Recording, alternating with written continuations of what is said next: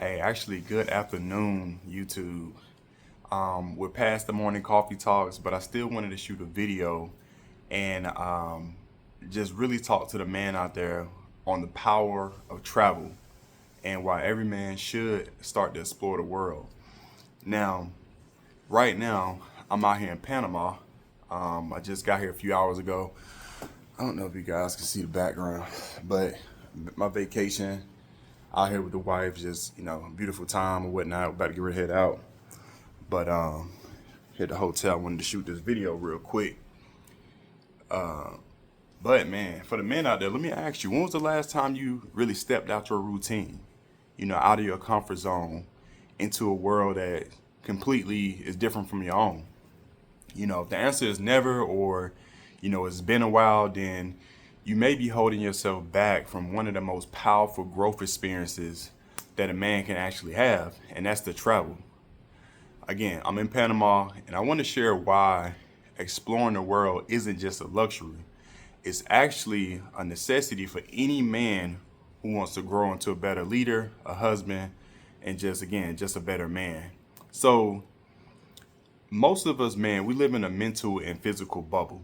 Same city, same routines, same people, same way of thinking.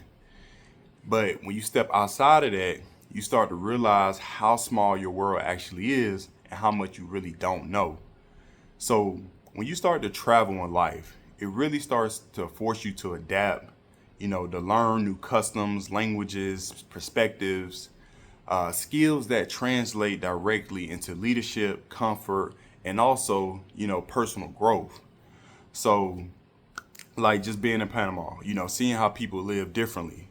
Again, every time I go to new places, it just opened my eyes to things that we really take for granted back home. Especially one of the times when I first went to Thailand and just seeing people live in the back of the jungles, kind of live in the slums and certain lifestyle that other people would consider like the bottom of the barrel. And it just really, take you back into a sense of gratitude.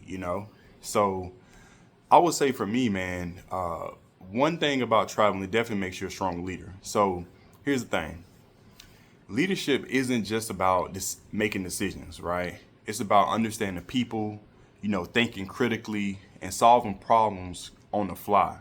And when you travel, it really forces you into unfamiliar situations. It requires sometimes like quick thinking, you have adaptability, and also some patience, right? Because you're dealing with people from a whole different background, whole different culture, different language barriers, a lot of other things as well. But in turn, it teaches you how to communicate better, right? Even if you don't even speak the language, you kind of, talk to people non-verbally and things like that because you're trying to speak in a way to communicate with them where they may not understand. So you have to use other language cues, right? So the quick story, um, I remember going to Thailand, and again, it's one thing I know a little bit of Spanish, but Thailand they speak Thai, right? So I didn't know any of the language. Thank goodness some of them did speak English, but you could tell right away stepping into the country that okay, I got to really figure out how to learn a few words, or just how to try to read lips or something like that, just to try to communicate. And but again, you problem solving, right? You learning on the fly, just like a leader would have to be, resourceful, patient, and also strategic a little bit, right? Because you may have to pull up Google Translate and become useful and use tools that you may not even use every day. So another thing, right? Traveling also strengthens your marriage. So traveling with your wife isn't always just a vacation. Sometimes it could be a test of your teamwork.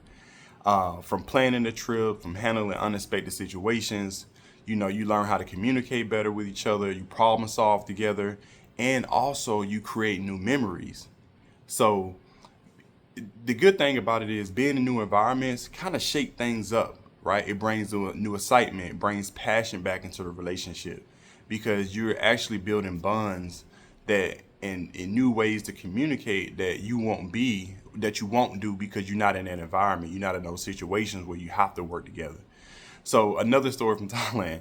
I remember we was in Bangkok, matter of fact, and I remember us going on some back streets, and man, I remember we was like, where the heck we at? And it was like dogs back there just roaming, people back there kicking it. We basically got lost for a quick second. We just basically took the wrong turn. But we talk about that, or we remember that at least, that particular memory of us getting lost on the back street in Thailand. But hey, you know what? That's something that we'll always be able to remember, that was something we bonded over, and we can have a laugh about it to today. Also, man, travel forces you to be present, right? No distractions, just the two of you exploring life and enjoying life together. And that's another beautiful thing about traveling with your wife or your spouse or somebody that, you really taking serious. For the husbands or the people out there looking to have, those real relationships later in life. I would say another thing is you gain a new perspective of life, right? I feel like you gain a new mental level of success and happiness. Listen, seeing different ways that life can humble you, it really reminds you that there's so many ways to live and what defines success. Me and my wife were literally just talking about this as we eat lunch. She was telling me about a time that she went to Ghana and how people lived over there and things, and because soon we pulled up here in Panama, we was like, man, you can instantly see there's a big difference on the haves and the have-nots, right? And so it's just those little conversations just bring you to a different way of keeping you humble and things like that, and it also could push you right. It can really motivate you to be like, man, how can we get to this next level? Or, hey, we don't want to be at this level, right? But here's the thing as well, and this is something I learned in Thailand. Some of the happiest people, live with less material wealth, but they also have more community, more family, more connections, because the truth of the matter is we really don't need a lot of stuff to be in this life. Now, don't get it twisted. There's some things that bring some comfort, right? But in the grand scheme of things, living minimalist or living without a lot of stuff actually create a lot less stress in your life. But listen, there are things you need to create that comfort in your life as well. So, it depends on, choosing your heart on what you want. But however, no matter what's your perspective, it makes you appreciate, what you have, while you're also pushing towards, bigger things and thinking bigger. All right. But before we get out here, because we're about to get ready to hit these streets out here in Panama, listen, I challenge you, man. Don't wait until quote unquote one day to explore the world. You got to make it happen, whether it's a new country, a new state, or just even a road trip to another city that you may not have ever been to. Push yourself to see more, man. Get out of your bubble, right? Go see the world. Go see what else that God created. Go see the beauty of it. Because the thing about it is, the more you see, the more you grow. And the more you grow, the better man, the better husband, the better leader you become. So anyway, y'all tell me what y'all think. Drop a comment below. Subscribe to the Husband Code if it's your first time. If you've been watching for a while, subscribe.